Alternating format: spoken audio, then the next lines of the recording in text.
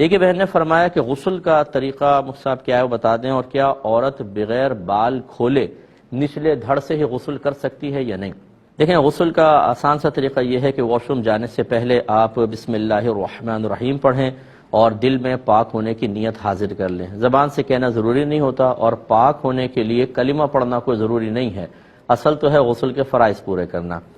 پھر آپ الٹا قدم رکھ کر باتھ روم میں داخل ہوں، اب اندر کوئی کلام نہیں کریں گے۔ اس کے بعد جب لباس وغیرہ اتار لیں، اس کے بعد سب سے پہلے دونوں ہاتھ پہنچوں تک دھوئیں، نمبر 1۔ نمبر 2،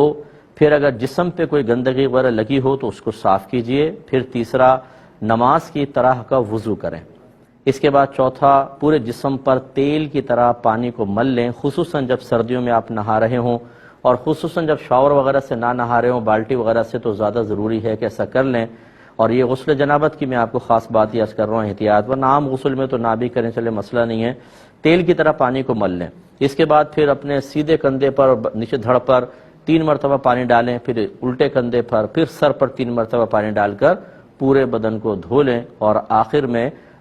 دھوتے ہوئے ملتے بھی جائیں، یہ بھی سنت کریمہ ہے، اور آخر میں پھر کسی تولیہ وغیرہ سے جسم کو صاف کر لینا بھی مستحب ہے۔ سرکار سے دونوں چیزیں ثابت ہیں، کبھی آپ نے تولیہ کو منع کر دیا اور ایسے ہی گیلے بدن پر کپڑے پہن کے تشریف لے گئے، لیکن وہاں عرب کی گرمی تھی تو یقینی سی بات ہے وہ 2 منٹ میں وہ پانی اڑ گیا۔ تو ٹھنڈے علاقوں میں اور عام علاقوں کے اندر ایسا نہ کیا جائے، بلکہ نبی کریم سے جسم مبارکہ صاف کرنا بھی ثابت ہے، تو اس سنت پر پھر عمل کریں۔ یہ غسل کمپلیٹ ہو گیا۔ اگر غسل جنابت ہے تو اس میں خاص طور پر مطلب کلی کا اہتمام، ناک میں پانی چڑھانا، جو اگرچہ وضو میں دونوں فرض پورے ہو جائیں گے، اور پورے بدن پہ اچھی طرح پانی کا بہانا، خاص طور پہ بہنیں بال گھنے ہوتے ہیں، بالوں کی ایک ایک جڑ میں پہنچنا چاہیے، کانوں کے اندر، یعنی سوراخ میں نہیں لیکن کان کے سوراخ کے باہر جتنا ظاہری حصہ ہے اس کو اچھی طرح دھونا۔ پھر اور جسم کے اندر ایسے مقامات کہ آپ کو اگر یہ گمان ہو کہ جب تک اچھی طرح اس میں پانی نہیں ڈالا جائے گا پانی پہنچے گا نہیں، یا صرف مسح ہو جائے گا، تو اب وہ آپ خود اندازہ کر لیں، ان تمام مقامات پر اچھی طریقے سے پانی پہنچانا ہوگا۔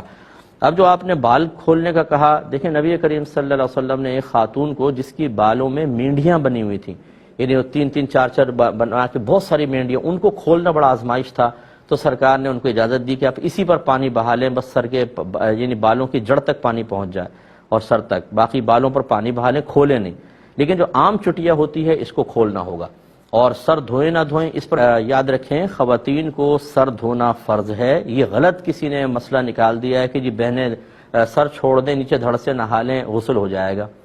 ایک بال برابر جگہ بھی سوکھی رہ گئی تو غسل نہیں ہوگا اور جہنم میں جانا پڑے گا۔ میرے آقا صلی اللہ علیہ وسلم نے حضرت علی کرم اللہ وجہہ الکریم کو جب یہ حدیث بیان کی کہ علی، ہر بال کے نیچے جنابت ہے، اگر ایک بال بھی نہ دھلا تو جہنم میں ایسا ایسا کیا جائے گا۔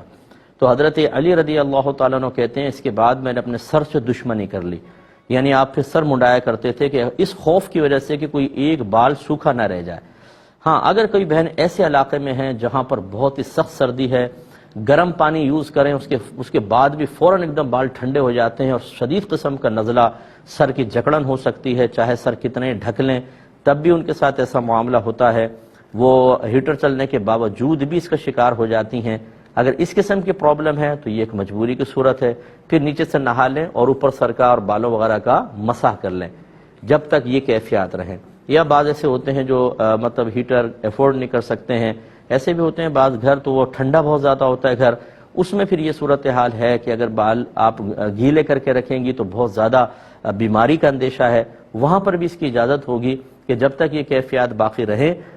آپ سر کا مسح کر لیں اور چہرے کا بھی، اور نیچے پورا دھڑ اچھی طریقے سے دھو لیجیے۔